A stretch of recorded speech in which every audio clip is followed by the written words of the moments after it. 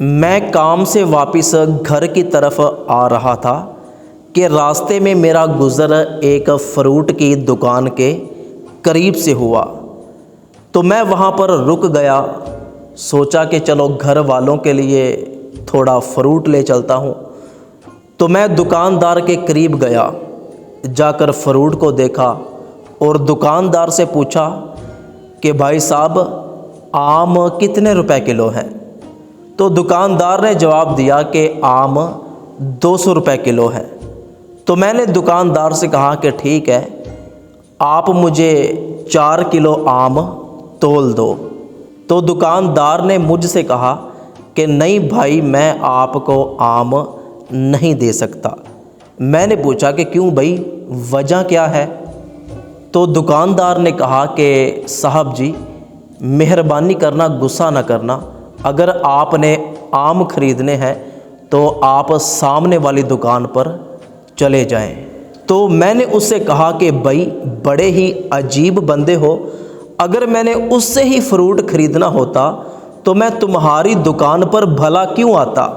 اپنے پاس آیا گاہک آگے والی دکان پر بھیج رہے ہو، واہ بھائی سلام ہے آپ کی عقل کو۔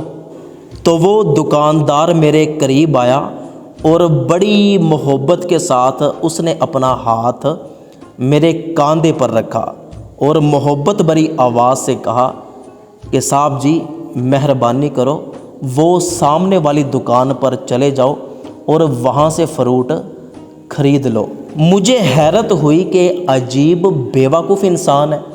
خیر میں آگے والی دکان پر چلا گیا، وہاں پر جا کر میں نے آم کا ریٹ پوچھا تو اس نے بھی یہی کہا کہ آم 200 روپے کلو۔ تو میں نے اس سے بھی کہا کہ مجھے 4 کلو آم تول دو، تو اس نے مجھے 4 کلو آم تول دیے۔ میں نے اس کو پیسے دیے اور آم پکڑے۔ واپس جب میں آ کر اپنی موٹر سائیکل پر بیٹھنے لگا تو مجھے تعجب ہوا کہ اس بندے سے پوچھو تو صحیح کہ اس نے مجھے خود فروٹ کیوں نہیں دیا، آگے والی دکان پر کیوں بھیجا ہے۔ تو میں پھر اس دکاندار کے پاس چلا گیا اور اس سے جا کر کہا کہ بھائی صاحب جو آم آپ کے پاس پڑے ہوئے ہیں وہی آم اس کے پاس پڑے ہوئے ہیں، جو ریٹ آپ کا ہے وہی ریٹ اس کا ہے، تو آپ نے مجھے اس دکاندار کے پاس کیوں بھیجا؟ تو وہ دکاندار مجھ سے کہنے لگا کہ بھائی صاحب بات یہ ہے کہ میں صبح سے یہاں کھڑا فروٹ بیچ رہا ہوں اور الحمدللہ اللہ پاک کا شکر ہے کہ میرے پاس بہت زیادہ گاہک آئے، میں نے بہت زیادہ فروٹ بیچ لیے اور اپنے بچوں کے لیے رزق کما لیا، لیکن یہ سامنے والا جو دکاندار ہے بیچارہ صبح سے ایسے ہی کھڑا ہے، اس کے پاس کوئی بھی گاہک نہیں آیا۔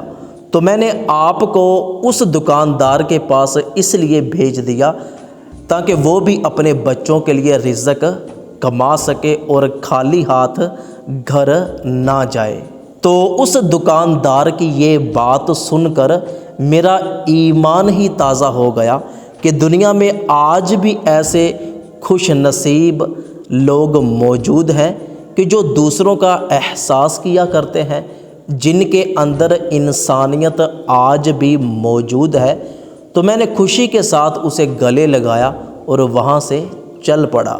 تو دوستو اس ویڈیو سے ہمیں سبق یہ ملتا ہے کہ انسانیت آج بھی زندہ ہے، ہمیں ایک دوسرے کا احساس کرنا چاہیے۔